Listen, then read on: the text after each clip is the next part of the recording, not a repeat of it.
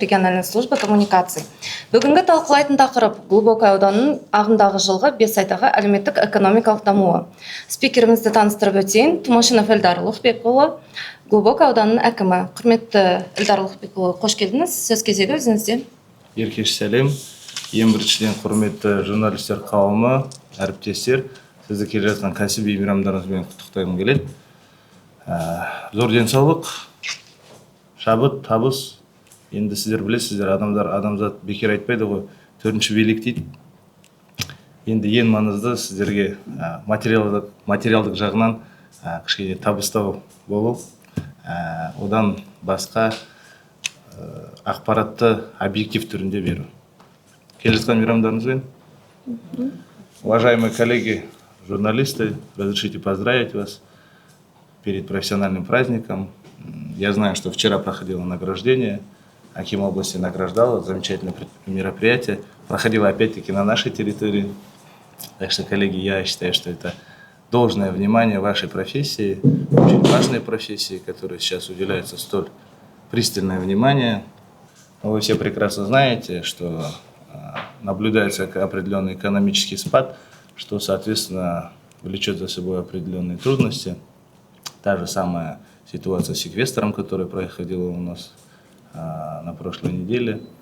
Это все за собой влечет определенные последствия, в том числе и экономические. И вот здесь бы хотелось бы акцент сделать на том, что мы, конечно, всегда работаем над частными инвестициями, но невозможно постоянно расти.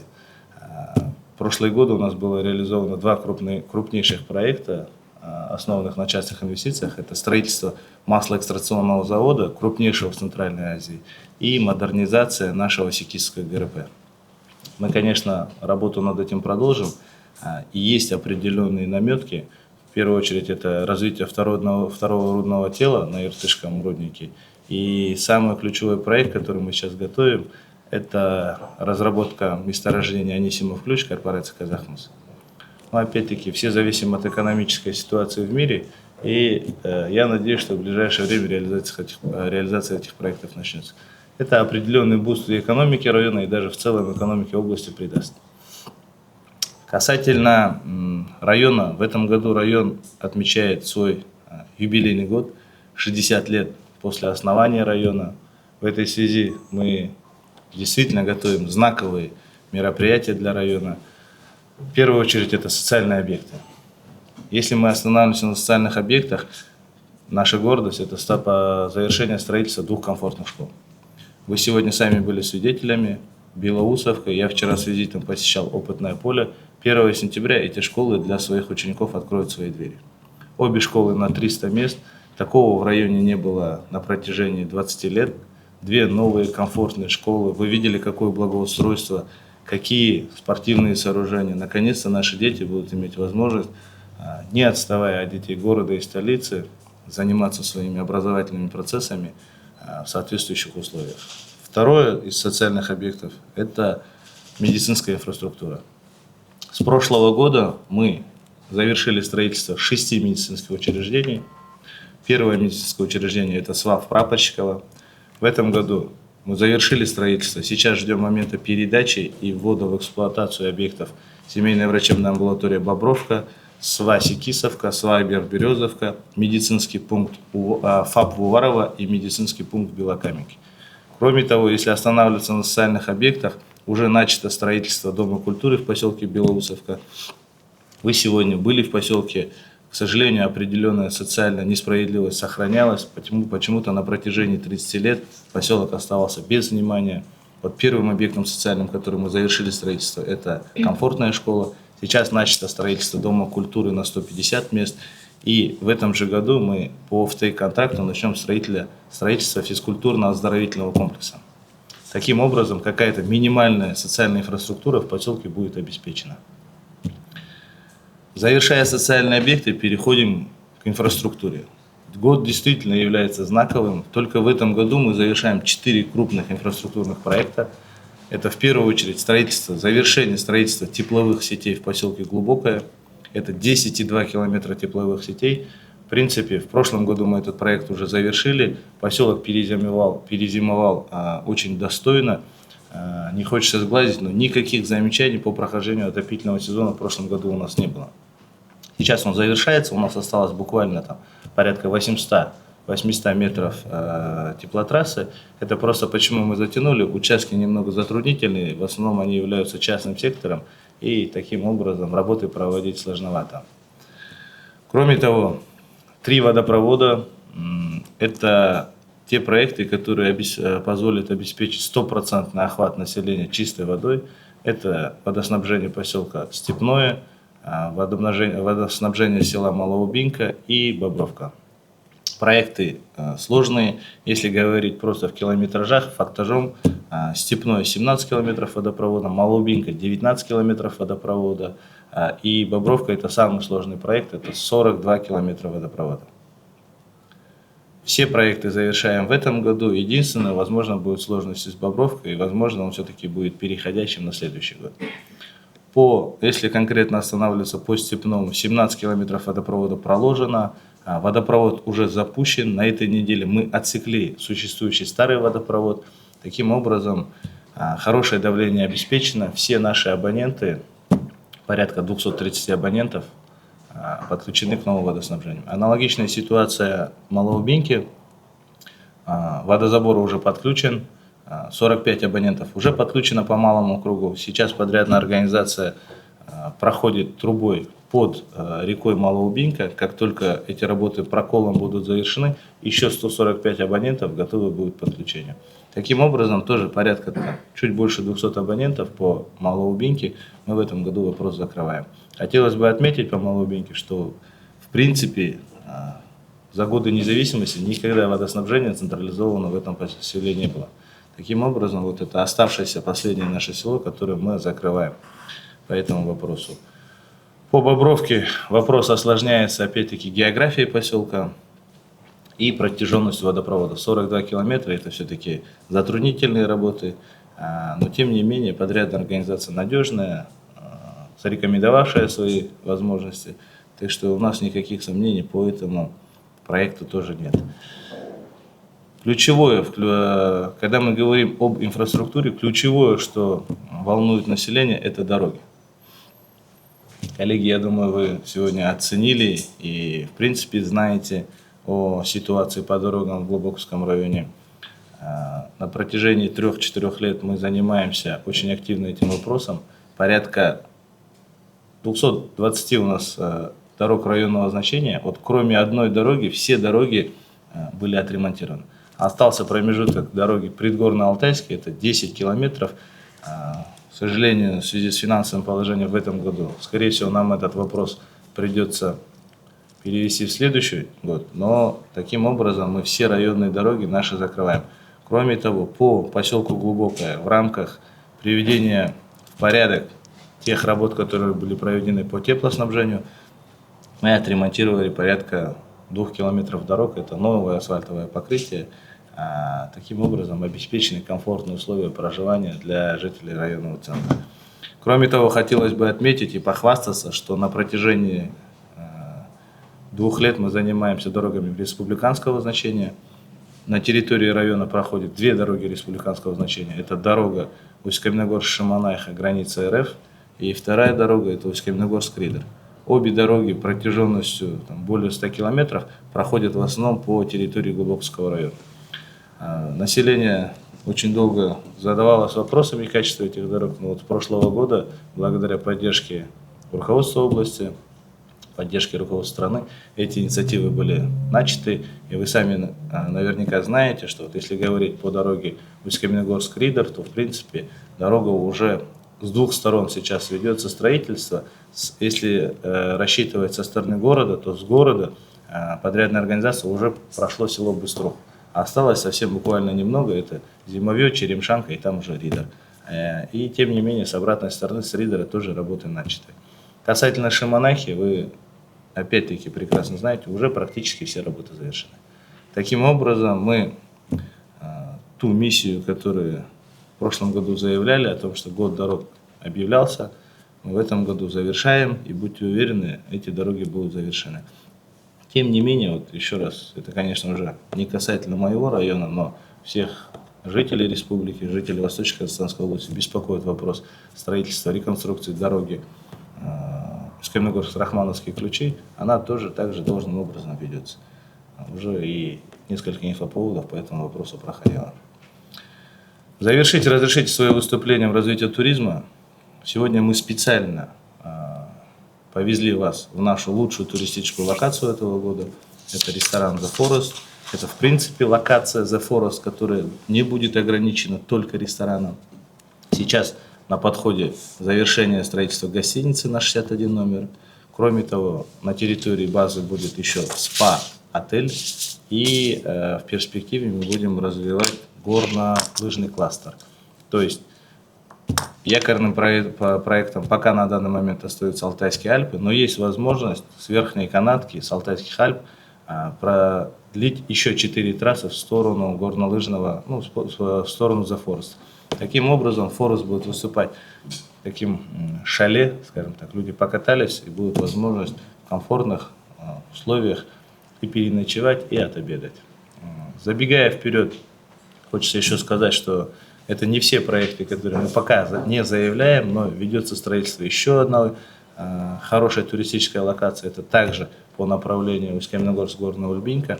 И в принципе вот направление Усть-Каменогорск-Горная Ульбинка мы будем акцентированно развивать.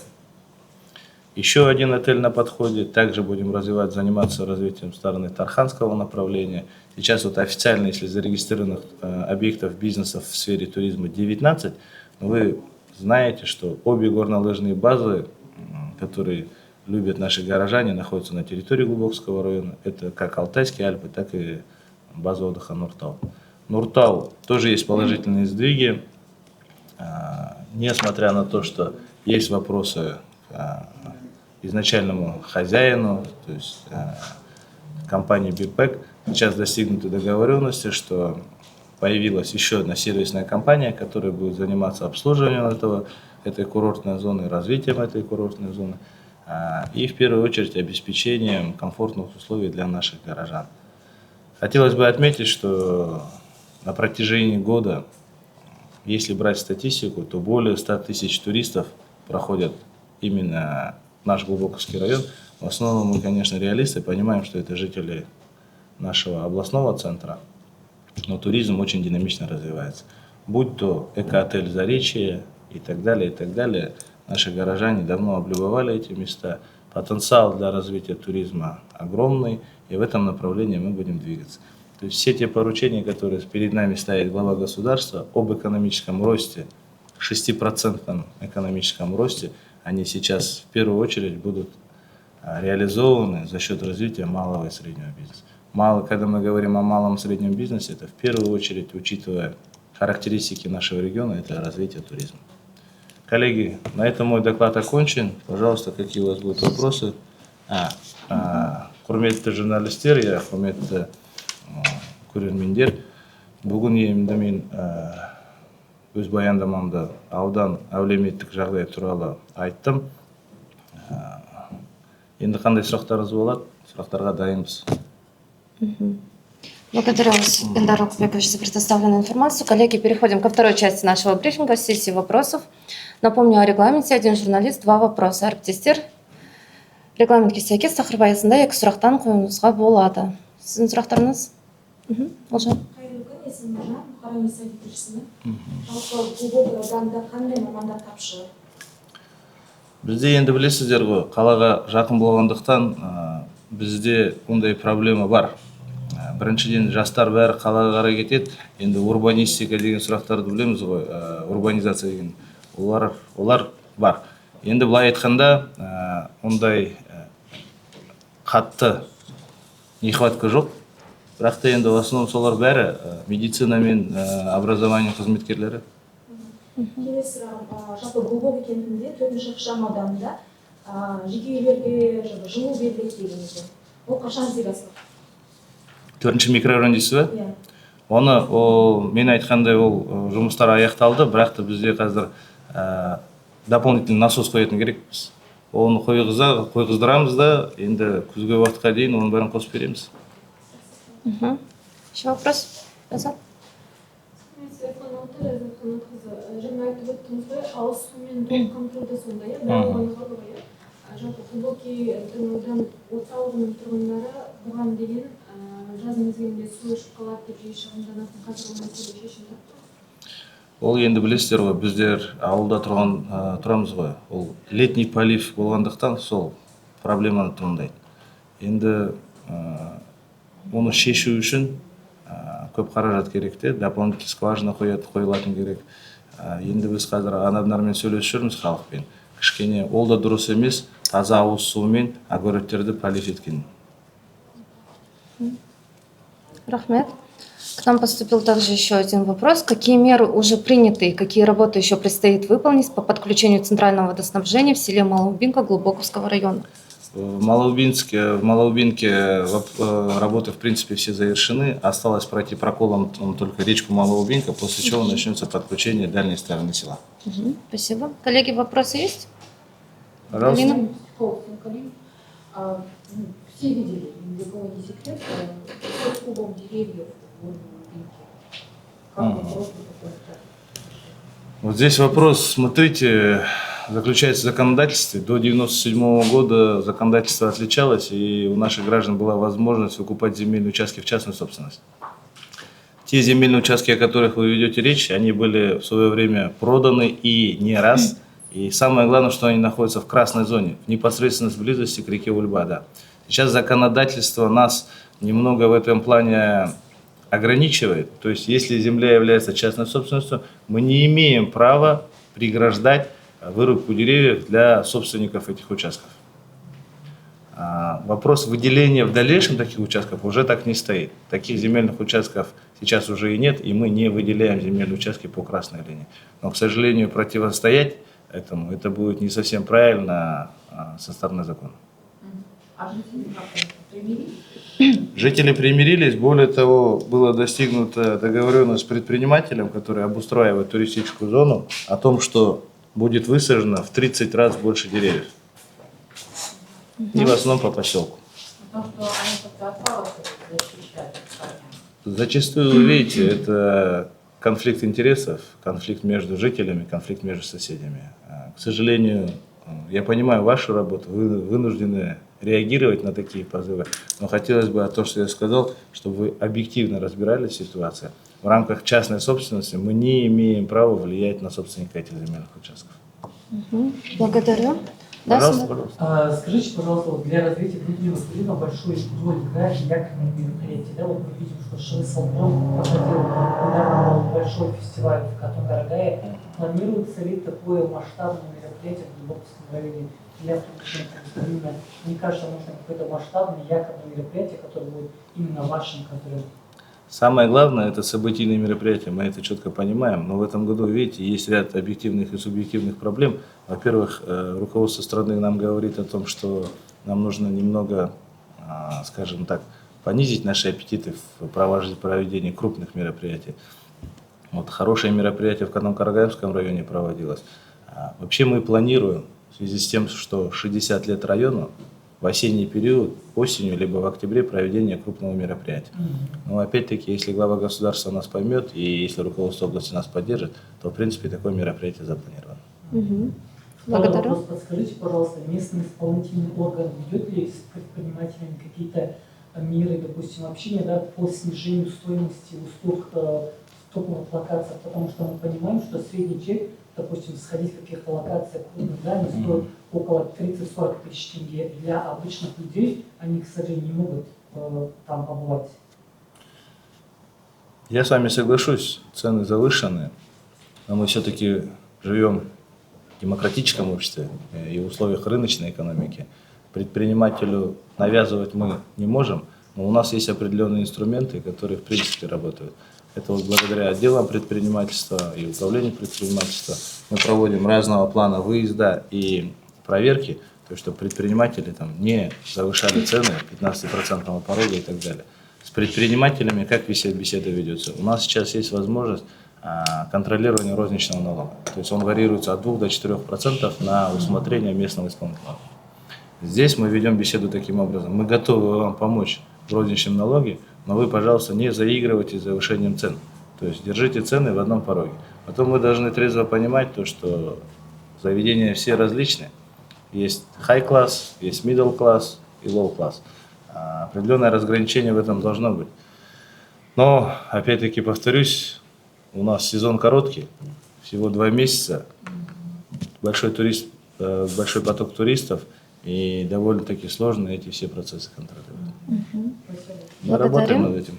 Еще один вопрос. Екатерина Шендрик, Сузмедиа. В селе Белоусовка есть озеро. Планируется ли обустройство там муниципального пляжа? Хороший вопрос. Здесь нужно пояснить, что в этом году появился предприниматель, который занялся благоустройством этого озера. То есть, если вы знаете, в рамках текущего законодательства сейчас проводится конкурса на водную гладь. Этот предприниматель имеет право осуществлять коммерческую деятельность на территории водной глади, на территории водоема. Все, что касаемо выделения дополнительных земельных участков, прилегающих к этому водоему, это уже наша прерогатива. И здесь мы выдвигаем определенные условия. То есть, если вы хотите, как предприниматель, оказывать коммерческие услуги там, по прокату катамаранов или еще какого-то оборудования, мы выставляем вам требования по обустройству муниципального пляжа. Как правило, то есть, если вы, с одной стороны, хотите зарабатывать деньги, вы должны обеспечить для людей свободный доступ для муниципального пляжа и для требований жителей нашего района. Благодарим. Коллеги, вопросы есть? На этом наш брифинг подошел к концу. Мен біздің баспасөз мәслихатымыз өз мәресіне жетті. Назарларыңызға рахмет. Сау болыңыздар, келе жатқан мейрамдарыңызбен.